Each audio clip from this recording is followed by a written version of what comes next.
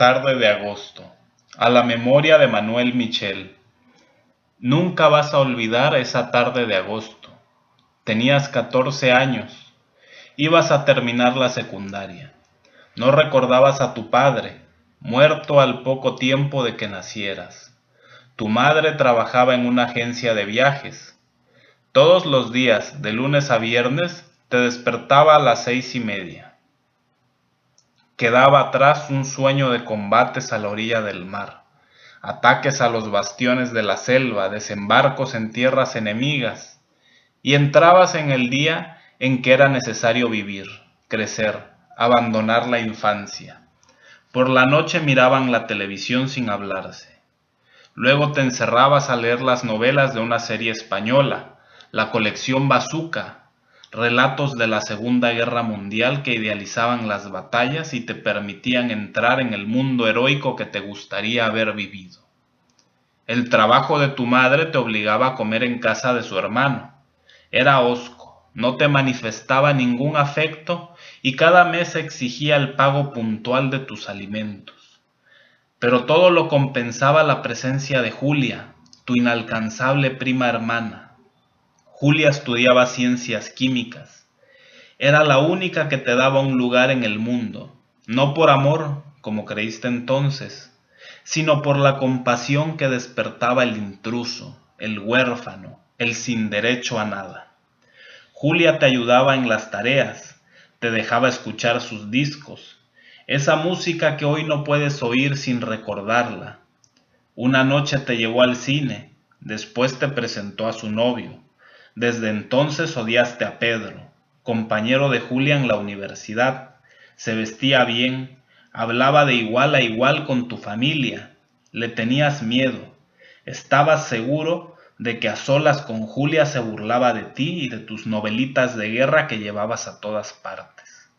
Le molestaba que le dieras lástima a tu prima. Te consideraba un testigo, un estorbo, desde luego, nunca un rival. Julia cumplió 20 años esa tarde de agosto.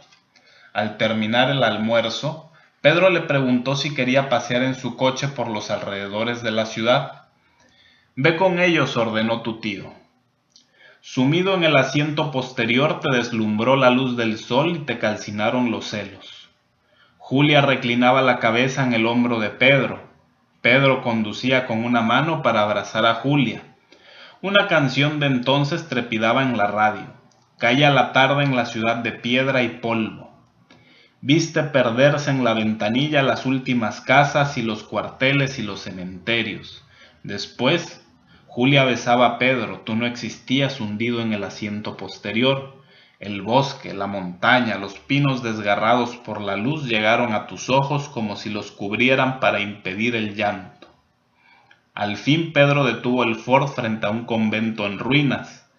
Bajaron y anduvieron por galerías llenas de musgos y ecos. Se asomaron a la escalinata de un subterráneo oscuro. Hablaron, susurraron, se escucharon en las paredes de una capilla en que las piedras transmitían las voces de una esquina a otra. Miraste el jardín, el bosque húmedo, la vegetación de alta montaña.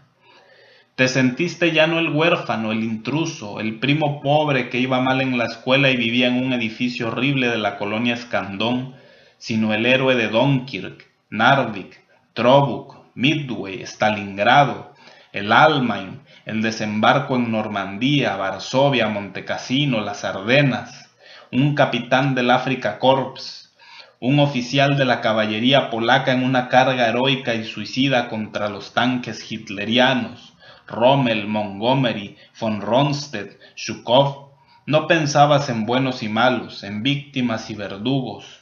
Para ti, el único criterio era el valor ante el peligro y la victoria contra el enemigo. En ese instante eras el protagonista de la colección Bazooka, el combatiente capaz de toda acción de guerra, porque una mujer celebrará su hazaña y su victoria resonará para siempre. La tristeza se dio lugar al júbilo. Corriste y libraste de un salto los matorrales y los setos mientras Pedro besaba a Julia y la tomaba del talle. Bajaron hasta un lugar en que el bosque parecía nacer junto a un arroyo de aguas heladas y un letrero prohibía cortar flores y molestar a los animales. Entonces Julia descubrió una ardilla en la punta de un pino y dijo: «Me gustaría llevármela a casa». «Las ardillas no se dejan atrapar», contestó Pedro, «y si alguien lo intentara, hay muchos guardabosques para castigarlo. Se te ocurrió decir: «Yo la agarro», y te subiste al árbol antes de que Julia pudiera decir no. Tus dedos lastimados por la corteza se deslizaban en la resina. Entonces la ardilla ascendió aún más alto. La seguiste hasta poner los pies en una rama.